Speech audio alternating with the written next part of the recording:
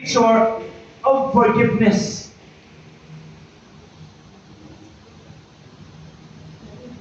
This verse speaks of equal forgiveness ng ating Panginoon na kailangan natin gawin. In fact, in Luke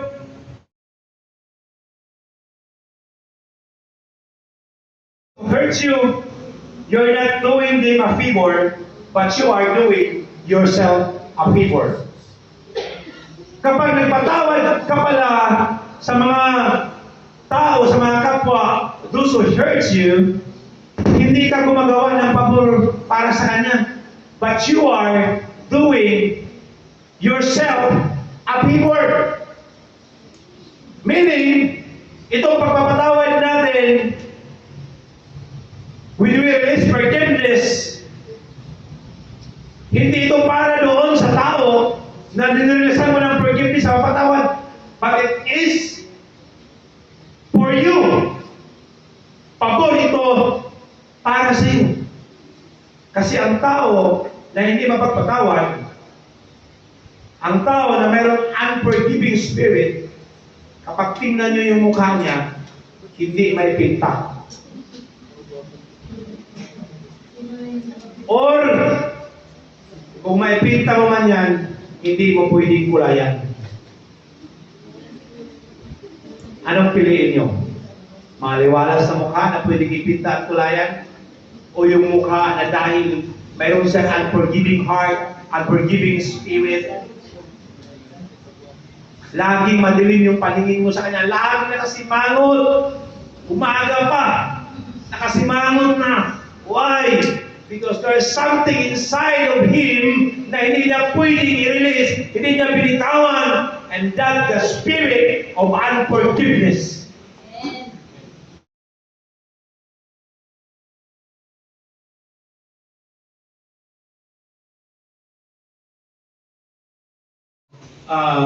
Yung nanay ko kasi nakapag-asawa siya, mayroon siyang kalipin, mayroon siyang kinakasama, kumbaga, stepfather, kumbaga, hindi naman matawag yung stepfather. Basta, hindi maganda yung karanasan nila doon. So sapagkat, hindi maganda yung karanasan nila doon, ako yung panganay, ako yung pumayo talagang nasaktan ako. Nasaktan talaga ako. Ginawa sa kapatid ko. Then pati sa nanay ko, nangyari din, may nangyari din na hindi maganda. Kasi yung asawa ng kapatid niya, yung kapatid niyang babae, siyempre yung asawa niya, parang he tried na samantalahan si nanay. Talagang andun kami sa panahon na talaga sa sapagkat ako yung panganay, talagang ako yung nag-shoulder lahat ng sakit na andito talaga sa akin. And then, hindi lang yan. Talagang, pagdating sa forgiveness, sabi ko nga, dito sinusubok talaga ng Panginoon. Mismo sa sarili kong pamilya. Minsan emosyonal ako pag nagsisira ka sa pamilya kasi napakasakit kasi kapag sa sariling pamilya mo na nangyari. Diba? Sa sariling pamilya ko, sa misis ko. Kaya sabi ko, sa Panginoon, sige Lord, alam ko na I'm worthy na i-share itong itong preaching na to about forgiveness. Nangyari din sa misis ko. Andiyan na lahat. Sabi nito it doesn't have to be difficult if we follow the scriptures and trust God's sovereignty. May mga panahon kasi pangyayari sa buhay natin na minsan, akala natin na malas tayo. Pero minsan, tinitis tayo ng Panginoon. May plano ng Panginoon. Then nung nangyari yun, sa pamilya ko na mismo, sorry hindi ko na-elaborate ang pinaka-specific talaga. Pero, nung nangyari sa pamilya ko, napakasakit. Buong araw, yung mga anak na dalawa, hindi ko masyado kasi hanggang ngayon, sila blanco sila tinaalam kasi ayaw ko na magkaroon sila ng tampo, magkaroon sila ng galit doon.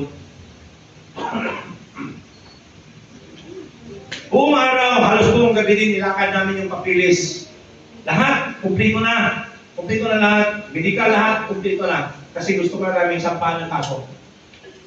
Nung natapos na namin yung papilis, buong araw, niya pumasok, nilakad namin, punta kami sa pulis, lahat ginawa namin. Hanggang gabi, nilakad namin. Nung natapos na, kasi isampa na namin. Dinila ka ng Panginoon sa nung madaling araw na yun, pagkatapos namin nung umuwi kami. Pagkatapos namin ng lagad. Dinila ka ng Panginoon. Bakit pa kailangan magsampa ng kaso? Wala na nangyari sa misis mo.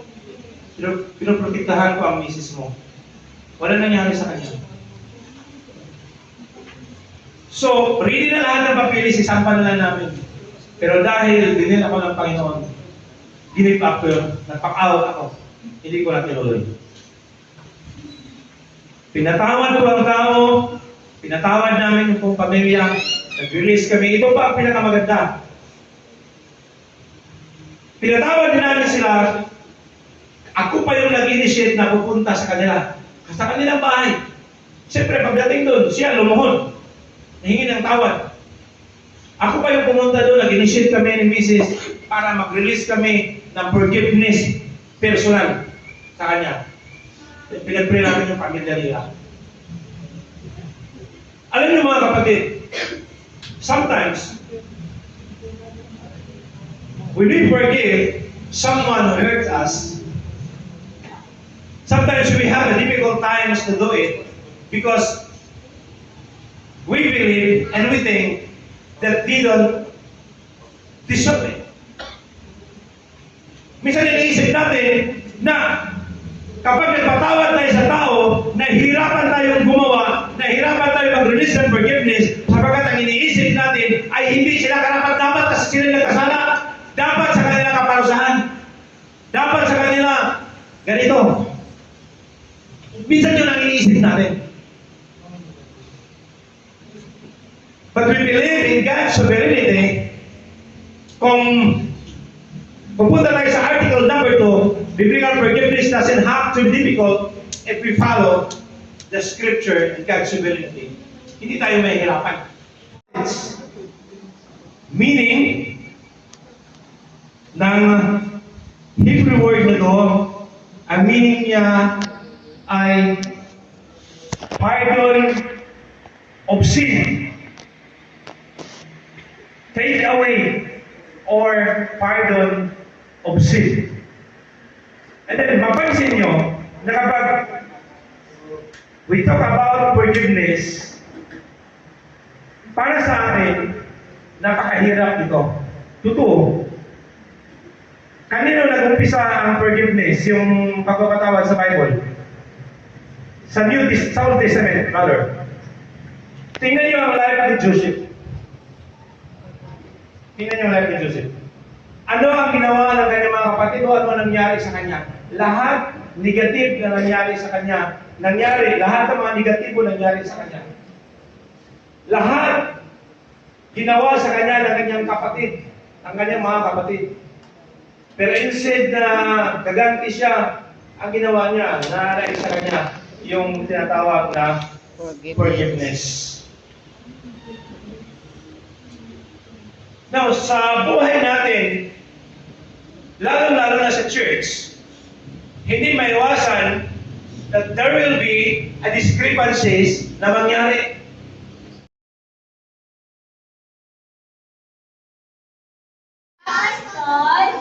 Ng mga lupa ng kanyang biyanan. Ano kaya yung biyanan? Tatay ng kanyang asawa. Tapos, sa isang bundok, tinatawag na Sinai, ang pangalan ng bundok ay Sinai, meron doon ang nagpakita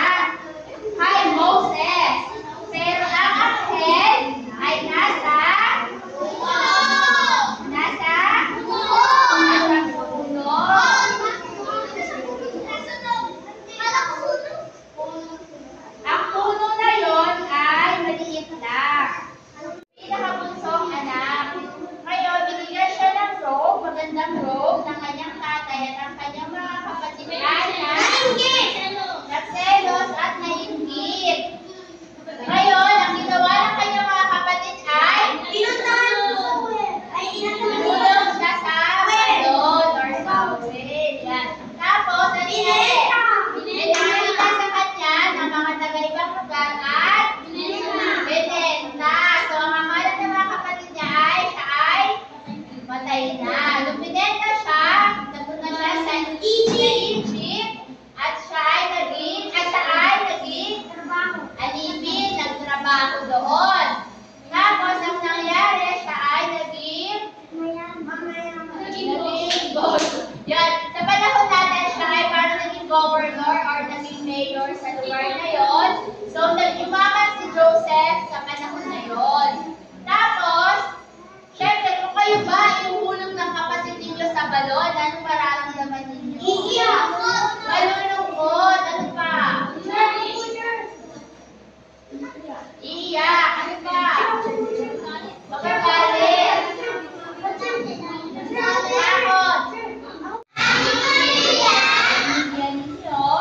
Binigyan ninyo ang pagpapala. Ama? Bago ito, kayo po, magturo sa amin, maintindihan, maunawaan, nais niyo po, pagkarating, at ituro sa amin. Maraming salamat po. At ang aming panalangin, tinataas ko, ang bugtong niyong anak, ang aming nagaligtas, Cristo Jesus. Amen.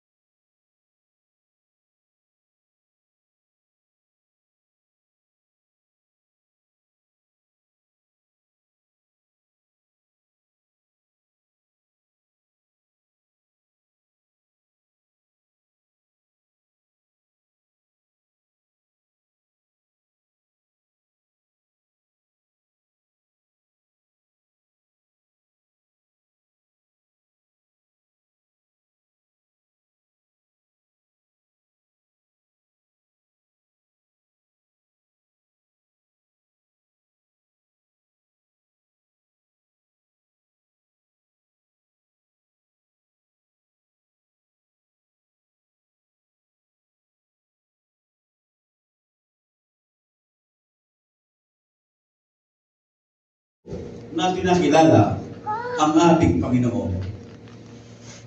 Gumagawa tayo ng kasamaan. At yung takot na sinasabi dito, hindi natin alam na may Diyos palang pwedeng magparusa. Kaya gawa tayo ng gawa sapagkat alam lang natin may Diyos, pero hindi mo alam na may parusang gagawin siya. Right? Lahat naman tayo mga gumawa ng mali, di ba? Tingnan mo yung katabi mo. Baka mas marami sa iyo. Pero mabagsik. Amin po ba? So, ayan po. Meron pa pong ilan. Sabi po sa Hebrews chapter 10 verse 31. Kunin na lang po ito. Para makita po natin. Pinapupurihan natin siya, pero tingnan mo ito. Sabi doon, kilabot. Grabe ito ah. Pag kilabot lang, parang pwede. Tingnan mo yung katabi mo, parang kilabot lang. Ano? Pero hindi siya kakilabot. Di ba? Grabe. Sabi doon, sa English sabi doon, it is a fearful thing to go down to the hands of the living God. Iba po ang salin sa English. Oh. It is a dreadful thing to go down into the hands of the living God. Sabi doon sa ibang salin, fearful. Parang magkaparehas naman. Hindik-hindik ng parang doon sa kapatid ng Diyos. Ganun mo ba alam at kilala ang Diyos na doon? Baka hindi. Kaya pa, ano lang ang paglilingkod mo? Panayad lang. So, bago po yan, manalangin ko kayo sa gabi po. Workers na nga, yung takot na to ay hindi nyo lubos na maunawaan. Pero alam nyo po, ang sabi doon, ang pagkatakot sa Panginoon ay simula ng pagdunong at alam mo ng karunungan na. Kilala mo talaga ang Diyos na to? Baka hindi po. Sabi doon, matakot kayo sa Panginoon. Bakit? Ano ba ang pwedeng gawin ng Diyos? Sabi po sa aklat ng Matthew chapter 10, verse 28. Tingnan mo to ha. Ito, sabi doon, gagabayan ka ng takot na to. Tungo sa isang matagumpay na buhay. Sabi po dyan, huwag ninyong katakutan ang pumapatay ng katawan, ngunit hindi naman nakapapatay ng kaluluwa. Sa halip, ang katakutan nyo ay ang Diyos na may kakayahang pumuksa ng katawan at kaluluwa saan? Hindi ba nakakatakot yun? Akala natin, yung mabait na Diyos, pag-ibig siya, pero dapat alamin mo to. Baka, ano pa lang, yung, ano lang yung paglilingkod mo sa Panginoon. Ang sabi po sa aklat ng Romans chapter 11, ayan, 11:19. Tingnan mo mabuti ito Baka po hindi nyo pa alam ang bagay na ito. Sasabihin mo naman, pinutol ang mga sanga upang ako'y may dugtong. Totoo yan. Pinutol sila dahil hindi sila sumasampalataya, ngunit ikaw naman ay nanatili sa pulok dahil sa iyong pananampalataya. Kaya huwag kang, tingnan mo yung katabi mo, huwag kang magmalaki. Sa halip, matakot ka. Bakit? Eto po. Sapagkat ang mga tunay na sanga ay hindi pinanginayaman ng Diyos. Ikaw pa kaya? Ayan, ang panghihinayaman niya. 21. Dito makikita natin, Tukadesa, dito makikita natin ang kabutihan at kabagsikan. Naging mabagsik siya sa mga hindi sumasampalataya sa Kanya, subalit mabuti siya sa inyo kung mananatili kayo sa Kanyang kabutihan. Kung hindi gayon, puputulin din. Ang takot sa Panginoon na totoo Alam lang may Diyos, pero hindi ka natatakot sa Kanya. Akala mo, ang dami mo nang alam.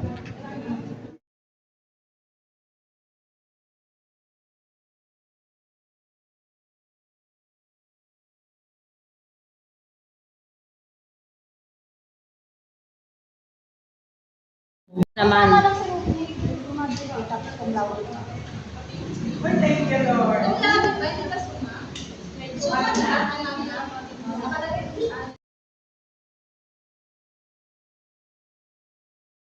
Diyos ko, sapagkat ito ang magpapahaba at magpapaunlad ng iyong buhay. Sa madaling salita mga kapatid, ito, ang sabi ng Biblia, ang sumusunod ang nag-uunaw sa kanyang parents, haba kanyang buhay. Pero ito, ang sino mang sumunod sa salita ng Diyos, sa instruction ng Panginoon, ano ang blessing na matatanggap? Mahaba ang buhay. At hindi lamang haba. Ano ang sunod? Unlad ang buhay. Kasi madalas natin nasabi, the key of prosperity and success ay ang pagsunod sa salita ng Panginoon. Amen mo ba? So mamuhay ng buhay na matagumpay. Ito na po yung sinasabi ko. Paano mamuhay ng buhay na matagumpay? Huwag mong kalimutang basahin ang alin? Ang Biblia. Ito ay iyong pagbulay-bulayan, unawain mo ang iyong binabasa. Ano ang requirements? Araw at gabi. Taas ang kamay dito nagbabasa ng Bible, araw at gabi. Ninyo. Pero ngayon, binuhay kayo ng Diyos, kasama ni Kristo. Pinatawad niya ang lahat ng kasalanan natin. Ang lahat ng mga kasalanan pinatawad, ay masabing Amen? Amen. May pananagutan dapat tayo sa Diyos. Anong ating pananagutan? Dahil hindi natin matupad ang kautusan. Pero, sabihin mo sa iyong tabi, pero, Inalis ito ng Diyos at magitan ng pagtapako ni Kristo sa krus. Kaya, hindi na tayo parurusahan. Ang mga tao hindi na dadaan sa judgment o sa parusa ay magsabing Amen. Amen. Ngunit kung ipinagtatapat natin sa Diyos ang ating mga kasalanan, maasahan natin patatawarin niya ang ating mga kasalanan at linisin tayo sa lahat ng ating ng uri ng kasamaan dahil matuwid siya. So ating kailangan mga kapatid, sabihin natin kay Lord ang ating kasalanan, humingi ng tawad at tayo ay patatawarin. Sapagkat patatawarin ko ang kasamaan nila, sabi ng Panginoon. At lilimutin ko na ang mga kasalanan nila. So sino sa inyo rito ang nagpatawad na, taas ang kamay, nagpatawad? At sino naman sa inyo rito na pinatawad mo na, pero pinalimutan mo na ang kasalanan niya?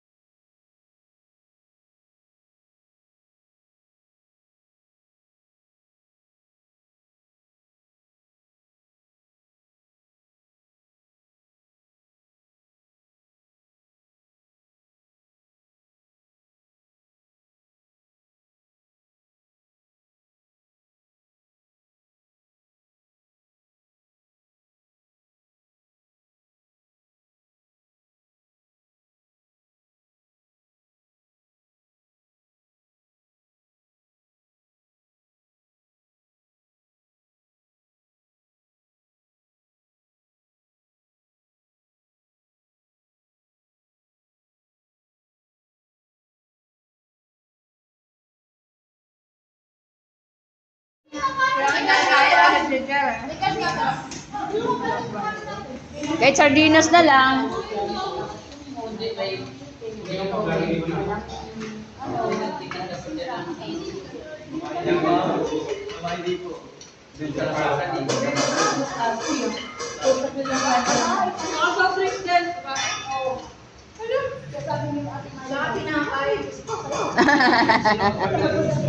Kulang pa.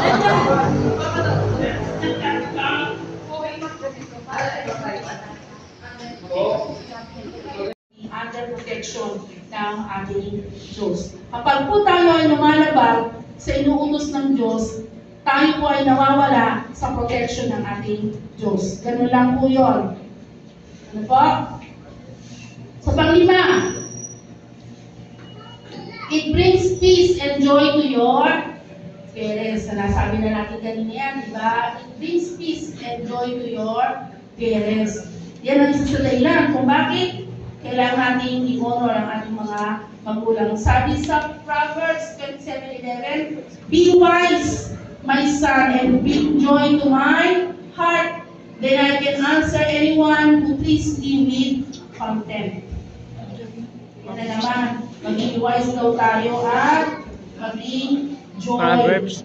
sa puso ng Dali, ating mga balikan mo to. magulang. Siyempre, sino ba hindi magiging masaya kapag alam niya na ang bait-bait, sumusunod ang kanyang